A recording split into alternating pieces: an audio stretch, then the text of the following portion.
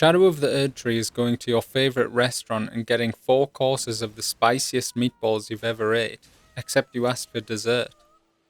FromSoft game DLCs are crowns of themselves, squeezing their carbon foundation to diamonds.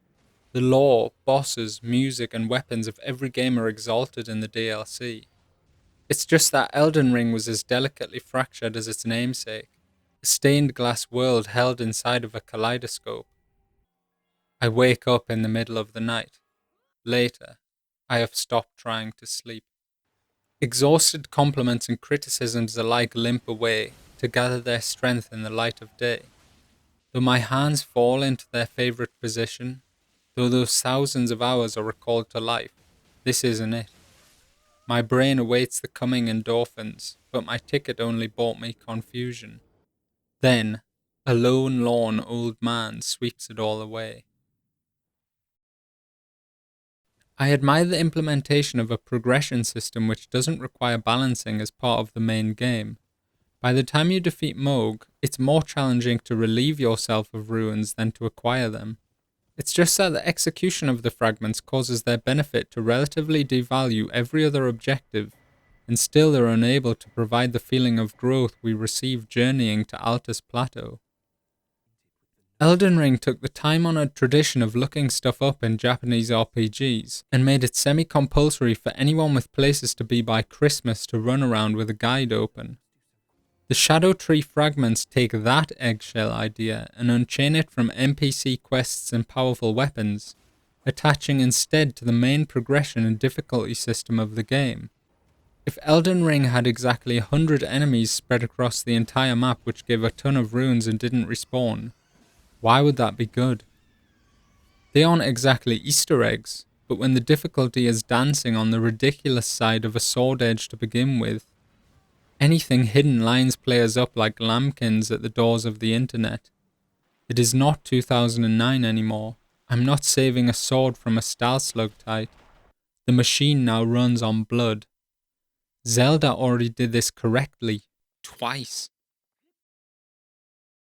Visually, the bosses are more shoot 'em up than Souls game, but that spectacle demands ever more from the player.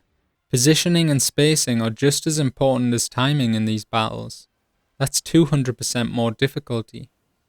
You will die over and over with 80% of your flasks left to what seems like barely readable magic AoE spam because you were standing in the wrong place 3 combos ago. While I can look at the dancing line and say whoever animated this thing is a genius, it is supposed to be fought, not admired. I do believe this DLC is fair, it's just that it doesn't fit with the previous design philosophies of the series. This isn't freeform jazz, it's Sekiro but you aren't allowed to deflect. Bosses must be mastered over hours of trial and error, with a loading screen and a jog back thrown in free of charge, or not defeated at all. A recipe for frustration. A recipe for looking it up else giving up. What kind of playtesting requires nerfing the same boss twice? Whether a coincidence or a one-sided joke, it's a guaranteed talking piece. The punchline, one guy with a slider could fix the whole thing. Halfway to film school curriculum, Messmer's reverse Matthew 5:29 is badass, but his heights further expose the lows of his contemporaries. Not every boss needs a cutscene, and some are better from a lack of one, but Rilana feels as neglected by the devs as she was by Messmer.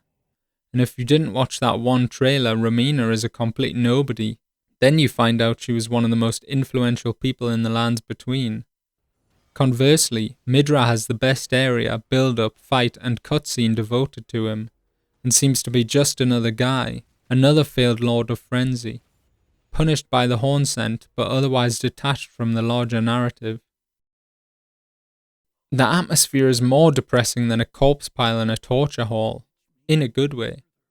On one hand, the open world tests my patience, but also facilitates the stumbling into of the cerulean coast.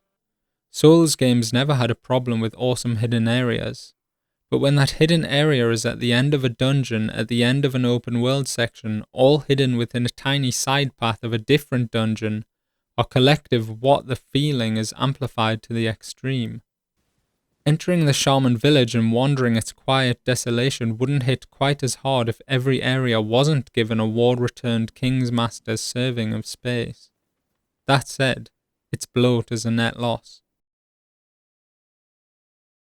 Even though there are only 3 or 4 proper dungeons, those dungeons are up there with Central Yharnam or the entirety of Demon's Souls for their sprawling design, BS enemy placement, and interconnected paths. They should have been pancaked on top of each other Bloodborne style. With every new dungeon I gourmandly guzzled my way to the end in a single sitting.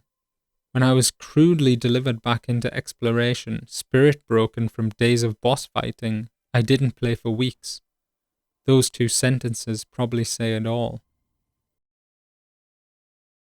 A genuine fake, a knockoff with the right name on all the right ID. Why furnace golems?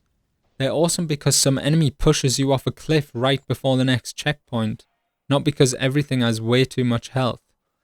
Instead of that 6th bread sandwich with double filling, maybe let's just have a loaf of artisanal crust. Better yet, give me a nice fillet steak and cook it properly, rather than the whole beast served raw. I'm paying for this giant overfed whale of a game just to avoid most of it. Running past pointless damage sponge enemies with pointless rewards isn't the most fun part of the game, so why does it make up so much of it? Afterwards, it mirrors my nostalgia for school, where the entire time you hate it and wish it was over, but then when you look back on it you just remember the time where that one guy ripped his own head off. I don't want to be overly critical, but I really care about this developer. I want to see them at their best, and it hurts me to see them put out something with the bones for greatness, and then turn 180 degrees and throw the dart in the other direction. As much as I can pretend to be apathetic about it, the truth is that I care too much. Since I learned the name From Software, I was certain about a future where games were awesome. This video is the funeral rite of that blazing certainty, but the cinder of hope remains. Thanks for watching, and have a great day. I've got nothing more to say, but as I need a little cooling down myself, feel free to stick around and chill for a bit. Bye.